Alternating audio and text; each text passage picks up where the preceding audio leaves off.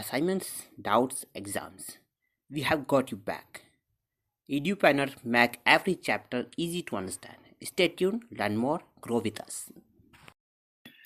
So the first thing this question does is gives us the reaction N2 gas plus O2 gas reversibly forms 2NO gas with a Kp of 4.1 times 10 to the negative 31st at 298 Kelvin. And so the first thing we want to do is find the concentrations of N2 and O2 given their percentages in the air. A concentration is number of moles per number of liters, so we can use the ideal gas law and just call it 1 liter. So first we'll do this for N2. So we know our partial pressure is 0.78 because our total pressure is 1 atmosphere, and for N2 it's 78% of the air. And then we have our 1 liter. We have our gas constant of 0.821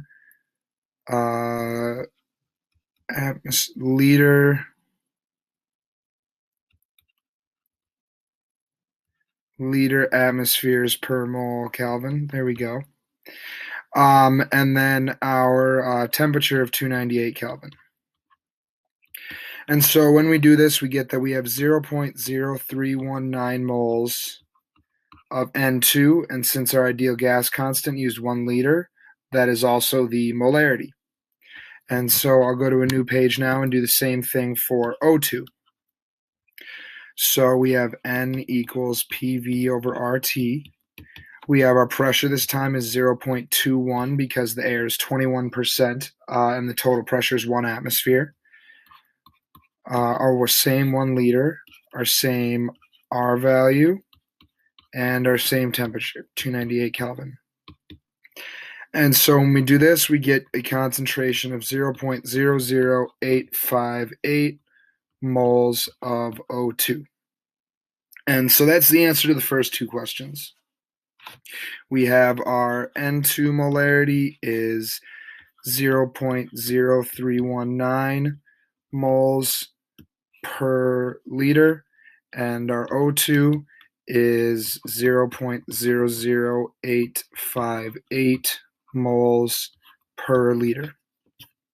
So now we want to move into the next step where we'll need an ice table.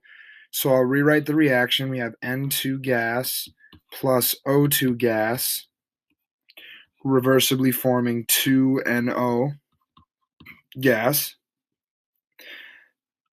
We have initial change equilibrium.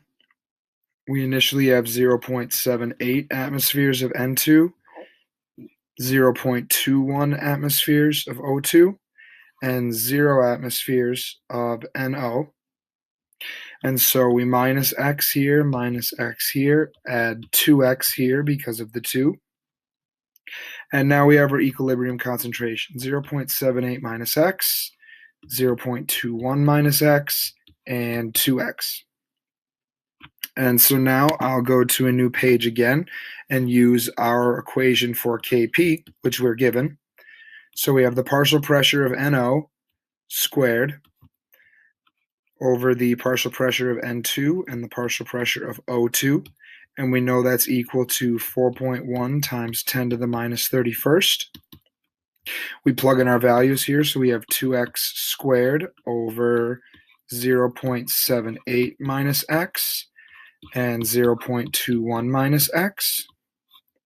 And so we want to convert this into a quadratic equation so that we can solve for x.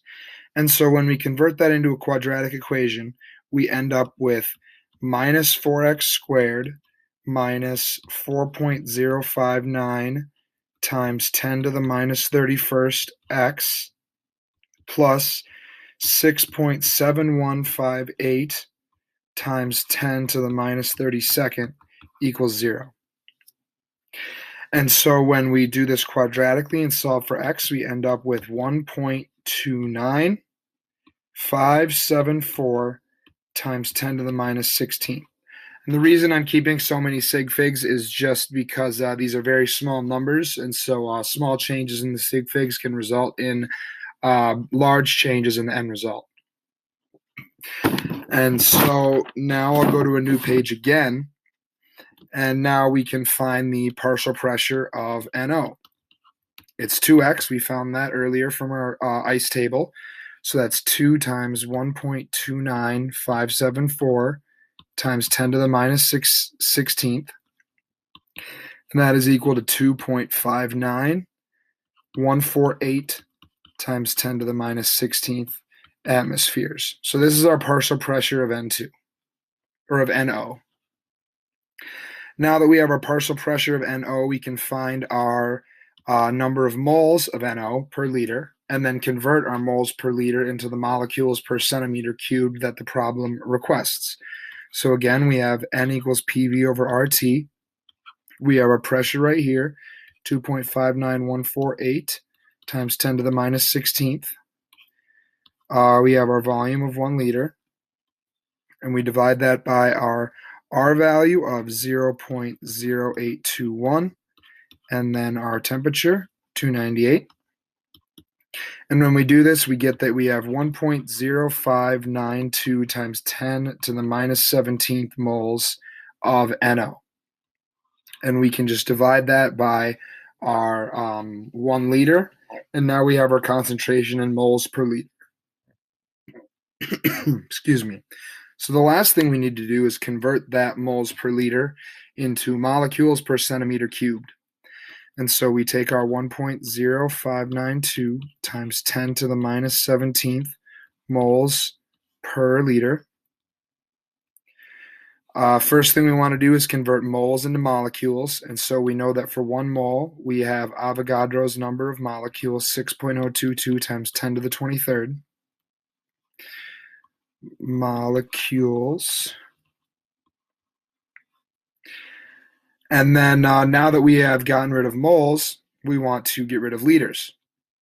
So in 1 liter, there is 1,000 centimeter cubed. And so now, once we multiply and divide this, we will have our answer in molecules per centimeter cubed. And that answer is 6.38 times 10 to the third molecules per centimeter cubed. And that is our final answer.